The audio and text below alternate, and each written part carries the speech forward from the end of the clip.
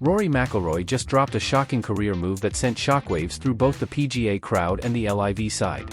The same man who once called LIV a straight-up betrayal is now flipping his entire future on his own terms. And trust me, this wasn't an easy decision at all. I said to him, just like I said to John, like, I'm totally supportive of your decision if that's what you feel is the right thing for you. And look, these are guys that I've spent a lot of time with, and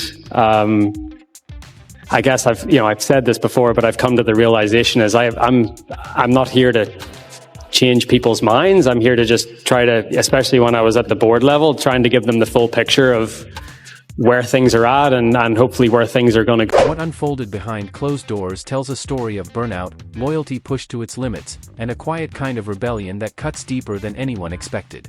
It all started with a tiny rumor, the kind you ignore at first because it feels harmless, until suddenly it explodes across the entire sport and ignites a generational civil war. Spring 2022 hit differently. The foundation of professional golf began to shake the moment LIV Golf appeared seemingly out of nowhere. I think it's hard to punish people. I don't think there should be a punishment for. I've changed my tune on that because I see where golf is, and I see that having a diminished PGA Tour and having a diminished LIV Tour or anything else is bad for both parties.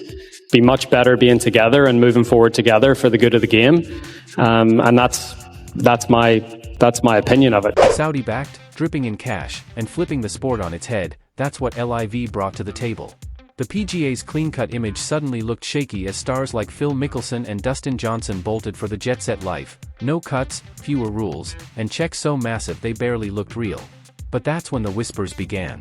The kinds of whispers that turn locker rooms into pressure cookers. People started murmuring about Rory McIlroy, the so-called golden boy of the PGA, wondering if he might switch sides too. They questioned whether the four-time major champion, the pride of Northern Ireland, was truly as loyal as he claimed. Suddenly, Rory found himself right in the middle of the firestorm, trying to stay calm while the world watched. He brushed off the rumors at the 2022 PGA Championship, insisting that LIV Golf wasn't for him, at least not right now. But that tiny hint exploded online like a shanked tee shot into the gallery. It trended for days. Betting markets even opened odds on whether he'd flip, with people throwing money at chaos like it was a sport of its own. The pressure only grew. By 2023, LIV was bigger, louder, and bolder. More events, more teams, and contracts with so many zeros they practically needed 2 pages.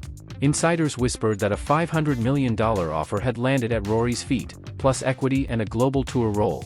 Greg Norman, the shark himself, was rumored to have reached out personally. Rory fired back, insisting he wanted nothing to do with it. LIV was painted as a disruptive force threatening golf's traditional soul, but cracks were forming. Rory's frustration with the PGA's slow, messy bureaucracy was starting to show. Social media lit up. Analysts broke down everything: his press conference frowns, the events he skipped, even the colors of his outfits. People joked, is that shade of green a hint at Saudi money? And the noise only grew louder. By 2024, peace talks between LIV and the PGA were frozen. Rory looked exhausted, burnt out, almost hollow. A viral clip of him whispering with his agent in Dubai blew up online, pulling over 50,000 likes and sparking endless theories. Golf.com polls claimed 42% of fans believed he'd jump ship by year's end, but for now, Rory stood as golf's reluctant martyr, defending tradition while facing a billion-dollar temptation that could rewrite his entire future.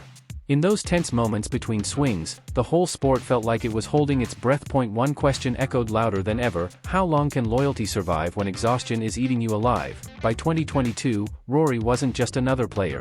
He was the last knight of golf, swinging his driver like a sword against a rising wave of money trying to swallow the game whole. While other players chased LIV's cash, Rory doubled down on the PGA during the Wells Fargo Championship and made his stance unmistakably clear. He called the breakaway league a betrayal of everything the sport was built on, and the way he said it didn't sound like a press conference, it sounded like a sermon. Fans, players, and even top executives didn't just hear him. They rallied behind him like he was leading a cause. Rory kept telling the public that players should do what's best for them, but behind closed doors he was working far deeper than anyone realized. He and PGA Commissioner Jay Monahan were locked in a private war room, building strategies to stop more players from defecting. Poison pill clauses, loyalty bonuses, reshaped prize purses, Rory's fingerprints were all over the PGA's counterattack, and everyone in golf could feel his influence. He stepped into the spotlight as the face of the resistance.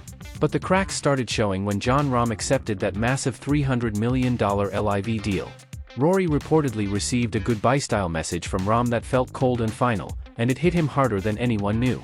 By 2023, Rory had entered his year of fury, publicly trashing LIV in interview after interview. He mocked the shorter events, the no-cut format, and the team-style setup, saying it didn't even feel like real golf anymore. He even went as far as calling the entire league a cult, and fans loved it. PGA ratings surged, but the louder he defended the PGA, the more visible the strain became. The rumored $400 million LIV offer was shut down immediately, yet Rory's tone sounded different, tired, worn down, almost haunted by the non-stop battle. After the 2023 Ryder Cup, his emotional comments about feeling stuck in an endless cycle went viral and sparked real debates about whether golf's loudest defender was finally burning out. Every interview from Rory during that stretch carried the same sharp edge toward LIV. He dismissed the 54-hole format, the no-cut vibe, and the team structure, insisting it didn't resemble real golf. Fans cheered, but observers started noticing the exhaustion creeping into his voice. He was fighting harder, but sounding more drained with each hit. And after the Ryder Cup clip exploded online, people began asking whether the sport's last night was running out of armor. By 2024, even those who didn't like Rory sensed a shift. During the DOJ's antitrust hearings, his tone softened. He admitted the sport couldn't live in two separate universes forever, and that honesty landed like a quiet alarm. Then, when he finally won the 2025 Masters, the green jacket he had chased for years, it should have silenced every rumor. But his victory speech, full of gratitude mixed with exhaustion, sounded less like triumph and more like a farewell. He reaffirmed his loyalty to the PGA, yet hinted that the place he once called home felt increasingly crowded. He was still the face of loyalty, but now there was something else in his eyes, doubt, and here's the twist almost nobody saw coming. While Rory was blasting LIV every chance he got, the chaos they caused was actually making him richer. Before LIV shook the sport in 2019, Rory earned around $18 million a year. By 2024, he was pulling in $28 million, all because the entire ecosystem had been forced into a money war he never asked for. That wasn't even counting endorsements. Tournaments grew richer, purses exploded, and the definition of winning shifted overnight. Rory understood exactly what was happening. In a February 2025 CNBC interview, he openly admitted that LIV's arrival had indirectly boosted his earnings, and that rare honesty blew up the internet. Fans called it the LIV dividend, a term Forbes later used when breaking down how the chaos added nine-figure value to Rory's empire. Nike, Omega, and TaylorMade all doubled down on him as the PGA's symbol of loyalty, which was ironic, because the group he spent years criticizing had ended up making him more valuable than ever. Deloitte's 2024 report claimed that LIV's chaos boosted global golf popularity by nearly 25%, calling Rory the league's accidental beneficiary. But not everyone was buying the Saint routine. One viral post accused him of secretly loving the financial perks of the league he claimed to despise, and the post pulled more than 100,000 impressions within hours. Rory brushed it off publicly, but he didn't do much to shut the conversation down either. After winning Pebble Beach in early 2025, he casually pointed out that the week's purse had jumped to $20 million, and admitted those kinds of numbers wouldn't exist without LIV shaking the sport to its core. Social media exploded. Some fans said he was finally being honest, others called it hypocrisy, and the debate turned vicious overnight. That's when the fatigue began to show. Rory pulled out of 3 non-majors, dodged press conferences, and openly talked about needing a mental reset. His schedule shrank from 25 annual starts to just 18, suspiciously close to the relaxed LIV-style calendar he once mocked. Then came the moment that really stirred the pot. On a podcast, he hinted that LIV's format might tempt him later in his career, just not yet. It sounded like a tease, and fans didn't miss it. The tension became unreal. The same man who fought the future was slowly drifting into a Rory's double life, moral crusader by day, quiet capitalist at night, started blending together. His empire kept expanding off the very chaos he publicly condemned. And then came the year that changed everything. 2025 should have been Rory's victory lap. Masters champion. Career Grand Slam complete. Legacy secured forever. Instead, the year turned into turbulence from the very start, a slow-motion meltdown unfolding in front of the world. The moment he slipped into the green jacket, the internet detonated. One sports page claimed he had reached his absolute peak and suggested that this was the perfect time to chase a monster payday with LIV. The post spread like wildfire. The idea sounded crazy, but also tempting.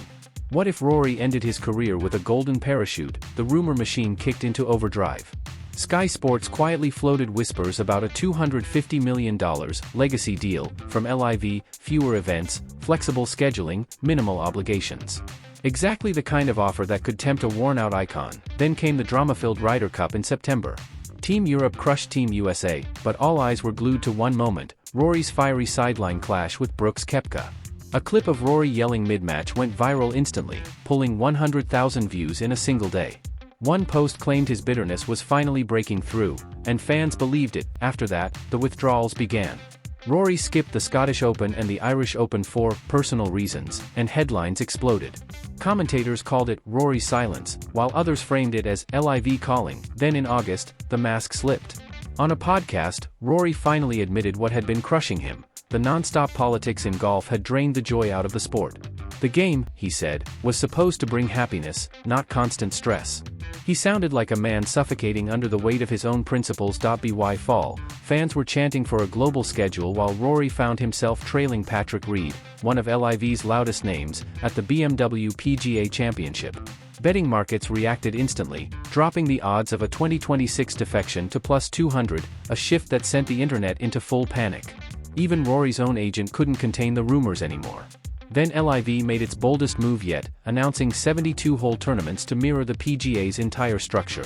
Rory mocked the decision as peculiar, his voice dripping with frustration after watching his rival copy the very format he'd spent years defending. But beneath the sarcasm, you could hear something else: curiosity. He was annoyed, yes, but he was paying close attention. By November, it was clear the war had worn down its strongest soldier. Rory, the face of loyalty, looked exhausted and empty. Then came the bombshell. November 5, 2025. Dubai. Camera shutters firing like machine guns. Reporters buzzing like a hive. And suddenly, Rory McIlroy stepped up and told the world he was stepping off what he called the hamster wheel. The room went dead silent. The headline wrote itself. Rory announced a drastically reduced 2026 schedule, just 12 to 14 events, focused only on the majors, the Ryder Cup, and a few global tournaments. He broke it down simply: after grinding non-stop for 15 years, he needed to move smarter if he wanted another decade at the top. The brutal 25-event marathon was done. And the irony hit hard.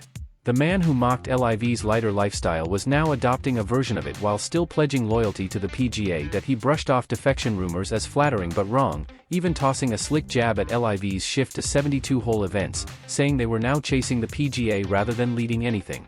But underneath the bravado sat something deeper. Rory began hinting at a unified, super schedule, where both tours would operate under one coordinated global system.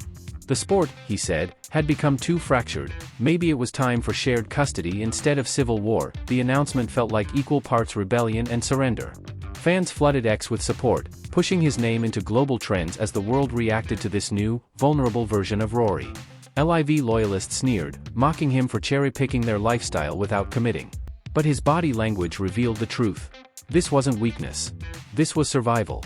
A man choosing peace over the circus. Behind the polished statement, quiet whispers spread: therapy breakthroughs, marriage rebuilding, a fight to reclaim parts of himself the grind had crushed. He had spent the entire year wrestling with burnout and identity, and now he was rewriting both. When his wife Erica walked onto the stage and hugged him, everything clicked. Rory wasn't quitting golf. He was quitting the chaos. Still, one question lingered like smoke: had LIV, in the end, actually won by changing him? The reaction exploded instantly: global, loud, and gloriously messy. Jay Monahan praised Rory's move as a blueprint for longevity.